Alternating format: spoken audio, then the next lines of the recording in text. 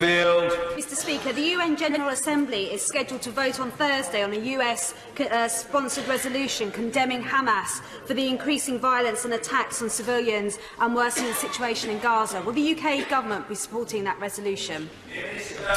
Well, Mr. Speaker, we don't disclose the intention to vote in advance. What I would say is it's very clear. We condemn Hamas's action and conduct. We call for a permanent end to its terror and rocket attacks in relation to Israel. We continue to prescribe the military wing of Hamas, have sanctions against individuals and have no contact with Hamas. Could I ask what assessment the government's made of the human rights of Palestinians living under the brutal dictatorship of Hamas, which routinely imprisons people without trial, tortures them, executes people and is reported today to have sentenced 6 people to death? And doesn't this, along with the indiscriminate attacks on Israel, show why Hamas is the main barrier to the peace process we all want to see?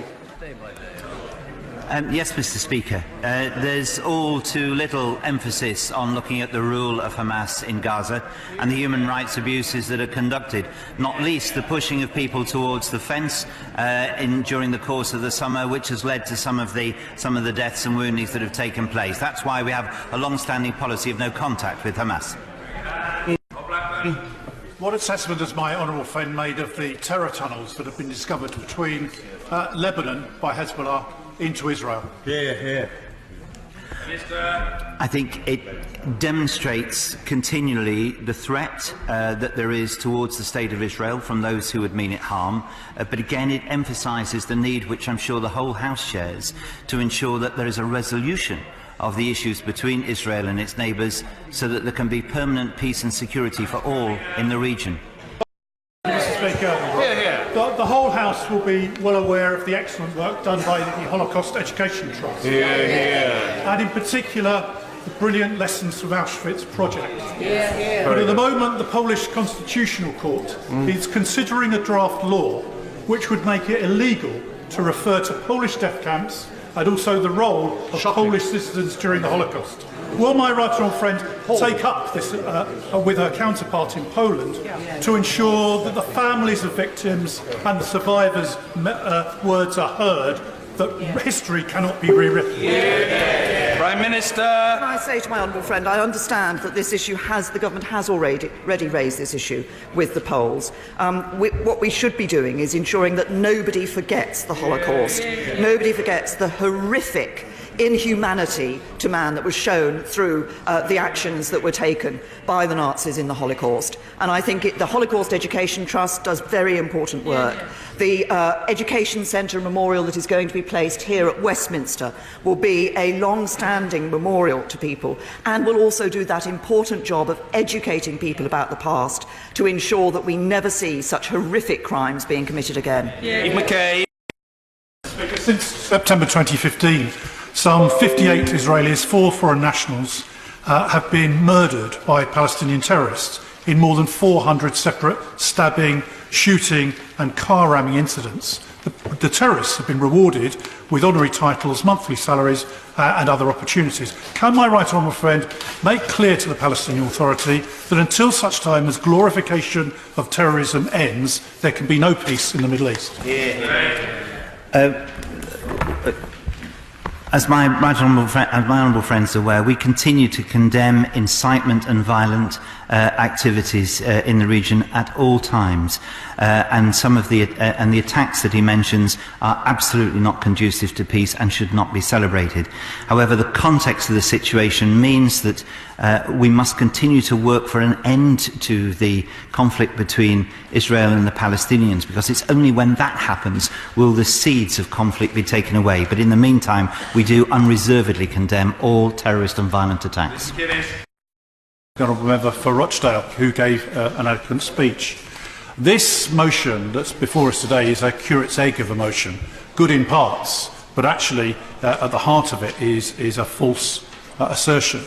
As has been said by honourable members, the only way that this crisis in the Middle East will ever be solved is by face-to-face negotiations between the leaders of the Palestinians and the State of Israel. And as we all know, this area of the world has had a long history of being occupied by empires down through the ages. The Ottoman Empire ruled the area until such time as the First World War, and then the British Mandate came in. The reality is that the West Bank was annexed by Jordan in 1950. So to call this occupied territory is, of course, to suggest that a country existed, but it's never existed. And that's the real dilemma in this whole problem. I absolutely think that the United Nations Resolution 2334 should not have been supported by the United Kingdom government. I think it was wrong to do so. It was in the dying days of President Obama's presidency, in a deliberate swipe at Israel, that he refused to support Israel in its hour of need, and I think history will show that that was the case. But I congratulate my right honourable friend, the Prime Minister, for distancing herself from John Kerry's one-sided speech. This is a unique point in history, because it is the first time that a British government has actually distanced itself from a serving Secretary of State to our greatest ally in the world. And I congratulate the government for not sending individuals to the Paris conference, which attempted to internationalise the solution to the problem. And I would ask our Minister on the front bench one particular issue, and that is, what does his view of the Oslo Accords and the agreements that the Palestinians made with the Israeli government? Because under those agreements, it was quite clear that developments could take place in Area C of the West Bank, and that was permitted and agreed by the Palestinians. So to call this illegal is incorrect. Equally, we've heard that the United Nations Resolution 2334, of course, would prevent Jewish and Christians from celebrating at the Western Wall and the sites of the greatest sites of Christianity. Before 1967, the Western Wall was out of bounds to Jews, and therefore the same thing would happen again were this to be implemented. The Green Line was never ever an international line. There have never ever been an international agreement on the exact borders of any state, of potential state of Palestine. And I would also just mention, Madam Deputy Speaker, which has not been mentioned thus far, and that is the plight of the 2.3 million Jewish refugees who were forced out of Arab countries and have had to flee for their lives. Some have gone to Israel, some to the United States, and others to other parts of Europe. Those people are never mentioned. Clearly there has to be a home for them. And when housing developments are put up by the Israeli government to house people who are refugees from Arab states who are Jewish, we should not condemn them, we should congratulate them for providing those facilities.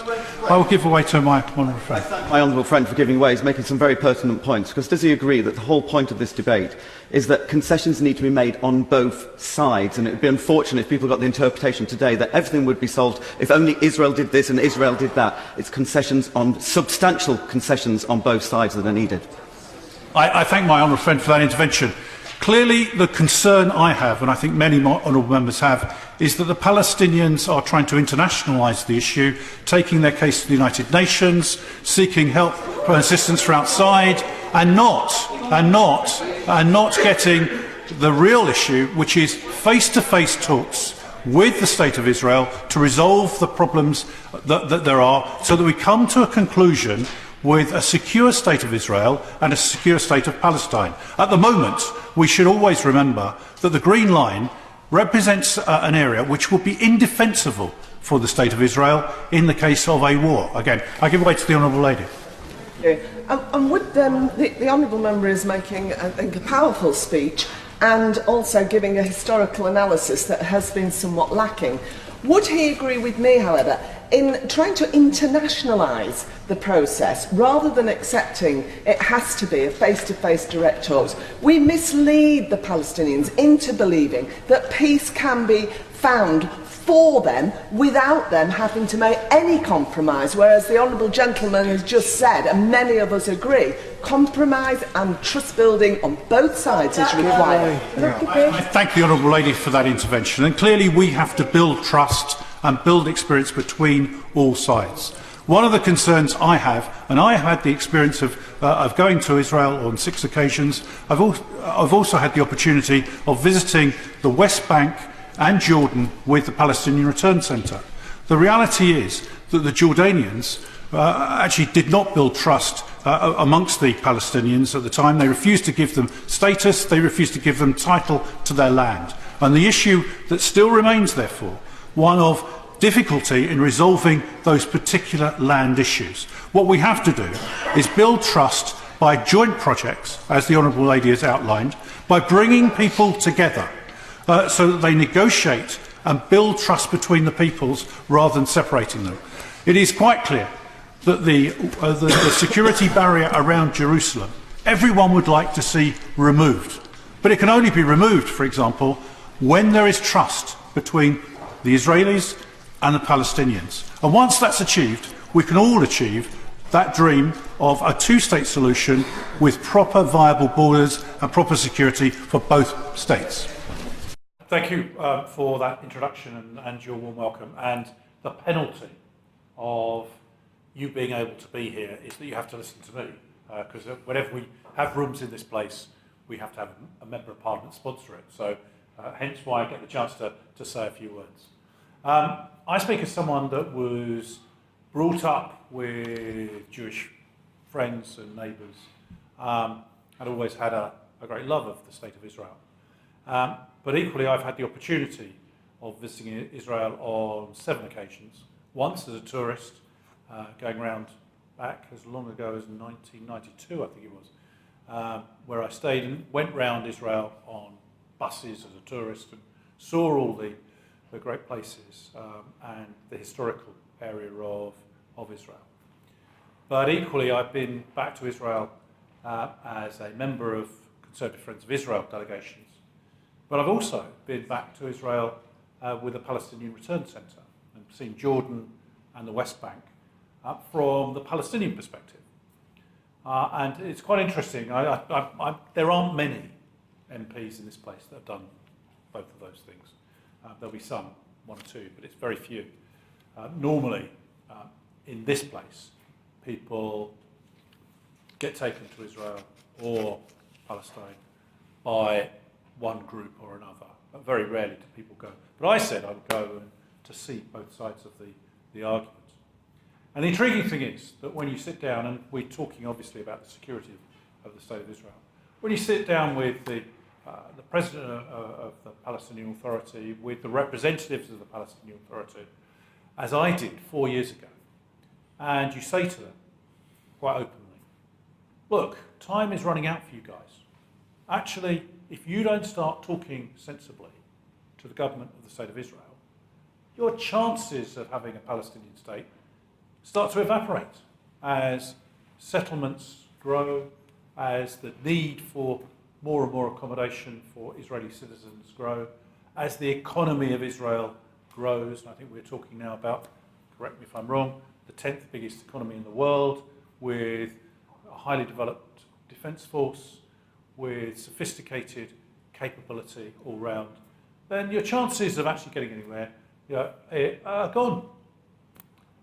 But their view is, and it still remains, I don't know, you may correct me if I'm wrong, their view seems to be, but in the long run, we will get our way. We've been around for hundreds of years, and we can sit tight and take the suffering, because in the end, we'll deliver more children than the Israelis, we'll outnumber them, and eventually we'll overwhelm them. And you just go, what planet are you on? Frankly, I mean, that's my view. And if you look at the security of Israel, as I was there 2 years ago when the war with Hamas was underway, and I witnessed Israeli citizens running to the air raid shelters. We had to, do the same thing when the threats of mortars and missiles were on their way. And you're right, Dan. I mean, this is the great thing about Israel. When you see people go, okay, well, yeah, we've got to put up with it. We'll go in the air raid shelter. We'll come out again and just get on with our lives. It becomes a way of life. And of course, with the Iron Dome system, I mean, one of the debates in this place, hilariously, was, well, it's unfair that Israel's got the Iron Dome system. Surely, the Israeli citizens should suffer a bit of carnage from the bombs and missiles coming. And you just go, well, wouldn't you want to stop the bombs and missiles coming? But how many bombs and missiles do you put up with? Since Israel withdrew from Gaza unilaterally, forcing people out of their homes in Gaza and handing over the whole territory of Gaza to the Palestinians. 11,000 plus rockets and bombs have come from Gaza into Israel. Now, not that many have caused damage because of both the Iron Dome system and the inaccuracy with what they're using. But how many states would put up with that? Just imagine, I always say, just imagine if the Welsh were there and they were raining bombs and rockets on England. Do you think we would react? Too true we would react. And the reality is that Israel has shown incredible patience to put up with it for as long as they did before taking action against Hamas. And we know that Hamas, as a terrorist organisation, launched missiles and rockets from schools, from hospitals, and used, above all else, the terror tunnels from Gaza. And I saw them myself, the terror tunnels from Gaza into Israel. And one of the things that I have to say, this is where I think Israeli propaganda was wrong. Because when we were there, we said, well, now you've got control over these tunnels. Take every single communications company, every TV channel into these tunnels and show them what's been going on. Show them the IDF uniforms that were stored next door to the kibbutz. Show them the weapons that were there in the terror tunnels before you destroy the terror tunnels. Unfortunately, it didn't happen. When we were there, we saw a very different set of news channels to what was being shown over in the West. Because you saw the destruction of Palestinian homes, you saw the Israeli retaliation, you didn't see what was going on in terms of the missiles flowing over into Israel. And I think that's one of the things that we have a problem with in the West, is actually understanding what is going on in the Middle East. And I take the view that Israel is on the front line in protecting democracy, not only in the Middle East, but across the world.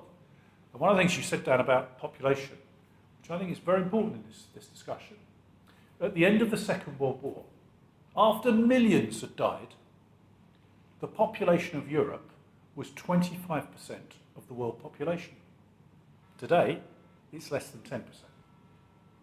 So in terms of population change, we are seeing that massive change. So the key here is that the relationship between UK and Israel is absolutely critical. I take a strong view that the relationship that we have to create across the world is the United States, the UK, Israel, India, and Australia. That is a network that surrounds the world of free democracies with powerful defence forces who are dedicated to freedom and democracy and the rule of law. We might include France on that, but I'm a bit dubious about the French. But the reality is that this is the security area that we need to create, and the strong links. I'm very pleased that the links now between Israel and India are growing ever stronger, because I think that is absolutely crystal clear. Israel has suffered terrorism for a long time. India is suffering terrorism on a daily basis from the terrorist state Pakistan, and I think we should recognise Pakistan for what it is. So the reality is that every state in the world is on this. And I say, Mr. Chairman, my day today, I just describe my day today, because this is what I think how we need to encapsulate this. This morning I was in the House, in the chamber, talking about the persecution of Christians in Iran. Later this afternoon, I popped into a function when we were talking about the terrorism that India is suffering. And just before I came here, I was at a function where we were talking about the internationally displaced persons in Azerbaijan, where the battle there has been, in fact, it's the longest running saga of 1.5 million people displaced from their homeland in Azerbaijan with Armenia. And I think, one of the problems is that across the world we have these problems of what you can only call is terrorism. And that's the reality of what we have.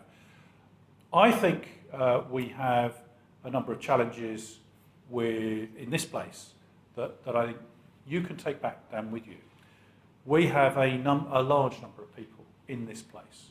And it was a real eye-opener for me 6.5 years ago when I was elected to see the number of people who are members of Parliament who would love to see Israel wiped off the face of the planet.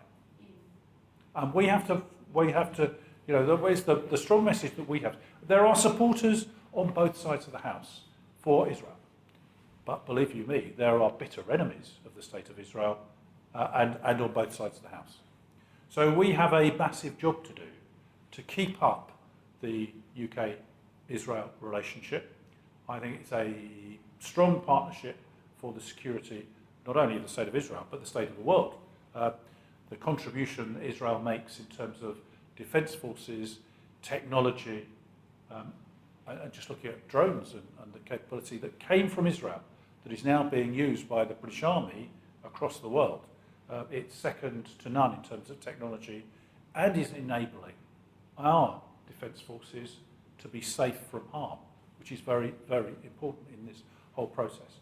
So we have, I think, a long-term security relationship. We are in the centenary of the Balfour Declaration, which of course helped to create the State of Israel in the first place.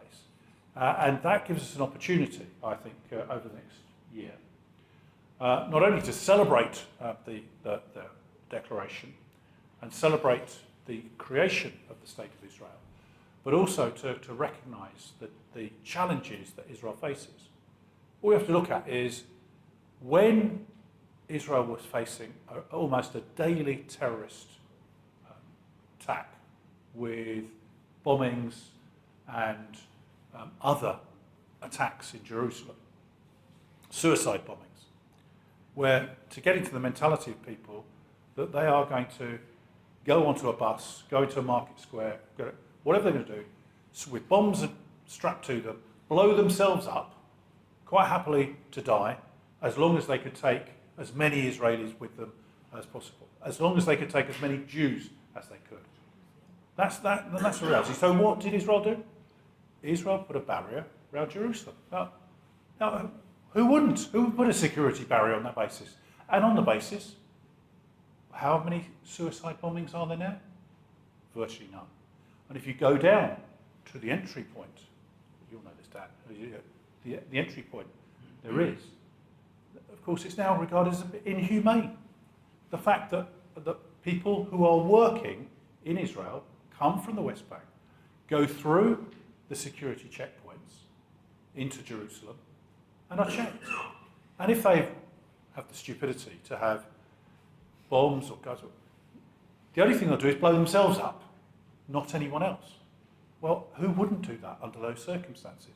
It's all about protecting your citizens and your right to proper security. So that's been, I think, a key dilemma in this whole process. But of course, you'll hear the siren calls in this country and in this place. Unfair, unjust, inhumane, the Palestinians are prisoners in their own land. Well, I have to tell you, I've been and talked to Palestinians in East Jerusalem, people whose homes were under threat of demolition. And when I spoke to them, I said, well, where's your documentation to prove that you've got title to this land? We haven't got it. Well, how do you prove that actually this is your property and not someone else's? Well, our families came here in 1948 when Israel was created. We moved in. And who occupied that area then? It wasn't the state of Palestine. It was, of course, Jordan. And Jordan refused to give any of those people citizenship. They refused to give them any title to the land they were in. So then you have a position that the land, they then went to the Israeli courts. And their lawyers did a deal and sold the land to Israelis. And then they complain when the Israelis who bought the land legitimately and paid for it and paid the people that were living there the money, they complain because they're now being moved on. I have to say, how stupid can you be? But therein lies the rub of the problem right across not only the state of Israel, but across Jerusalem in particular, which is, I think, I view, is the biggest obstacle to any form of peace between Israel and a fledgling state of Palestine. Because I do think that's the biggest obstacle, and all you need to do is to go to Jerusalem in the Old City and see the great photo of the Western Wall, the site of the two temples, and top of it, the mosque. There is the dilemma of Jerusalem, straight away. Who is going to have control over this? Who is going to control that in the future? So I think there's a real problem. But I do think, in the long run, this is the critical area in which I will sit down. The relationship between the UK and Israel is a very strong one. I think, Dan, you can take back the fact that both David Cameron as our Prime Minister and now Theresa May were 100% supporters of the State of Israel, not only its right to exist, but value very greatly the relationship between our two great countries. And equally, we will stand up, as we do, on a regular basis for that relationship and ensuring that the peace and security of Israeli citizens is protected at all costs. And the cooperation between our security forces is key, and everything else that's going on is critical. And one other thing that you mentioned, but in following, which I just want to conclude on, is the citizens of Gaza make and Hamas make this accusation, oh, we're cut off from the world. How many people in this country know that the tunnels between Egypt and the Gaza Strip are closed? They're cut off completely. Not cut off by Israel, they're cut off by the Egyptians. Why? Because they, as far as they're concerned, they are being used to supply Hamas with weapons of destruction, and they're not prepared to put up with it any longer. So Egypt is obviously a key, not ally, but neighbour to Israel, and it quite clearly has a stake in all this. And I think that the key point that we are looking at is not only the long-term security of Israel, but also the short-term. I think that the point that you make is, if you run fast, and even if problems are getting worse, well, okay, if you're running faster than everyone else, then that's key. I mean, it's the age-old truism of two people being chased by a lion. And it's, well, you can't possibly outrun the lion. No, but I can outrun you. So it's quite clear. That is the analogy that we have to look at. So, ladies and gentlemen, thank you very much.